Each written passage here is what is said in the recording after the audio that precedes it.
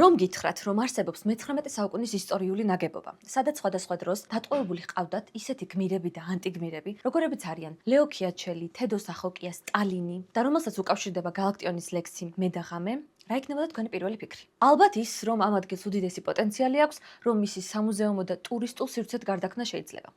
ასეთი ადგილი მართლაც არსებობს გუბერნსკის ციხის სახით ქუთაისში. სამწუხაროდ, მას განადგურება ემუქრება, თუ საზოგადოების პროტესტმა მიპატრონესა და სახელმწიფოს გეგმების შეცვლა არ აიძულა. საქმე იმაშია, რომ სახელმწიფო მეშენობა გაყიდა და მისი დემონტაჟის უფლება უკვე მიანიჭა ახალ მიპატრონეს, რომელიც აქ საცხოვრებელი კორპუსების მშენებლობას გეგმავს. საგუბერნიო ციხეს უკავშირდება ბევრი საოცარი ადამიანის სახელი და ისეთი ისტორიები ისტორიის ყველა სახელმძღვანელოში რომ უნდა ეწეროს. თავისუფლებისთვის გაუტეხელი ბრძოლის, იმპერიის წინააღმდეგ გამხედრებული ქართველების ისტორიები. მაგალითად, ამბავი იმისა, თუ როგორ გააპარეს 1906 წელს ჭიათურელმა მაღაროელებმა და იატაკქვეშა წინააღმდეგობაში ჩართულმა გოგოებმა ათობით პოლიტპატიმარი ციხიდან. სოფლიოში ბევრი მაგალითი არსებობს, როცა მსგავსი ისტორიული ციხეები გადაკეთდა წარმატებულ ტურისტულ შემოსავლიან ატრაქციებად, რითაც იხეირა როგორც ქალაქმა, ისე ქვეყანა. მაგალითად, დუბლინში ერთ-ერთი ისტორიული ციხე დღეს ყველაზე პოპულარული მუზეუმია და მას ყოველწლიურად 400,000-ზე მეტი ტურისტი სტუმრობს. ეს მაგალითი აჩვენებს, რომ მსგავსი სივრცეების გარდაქმნა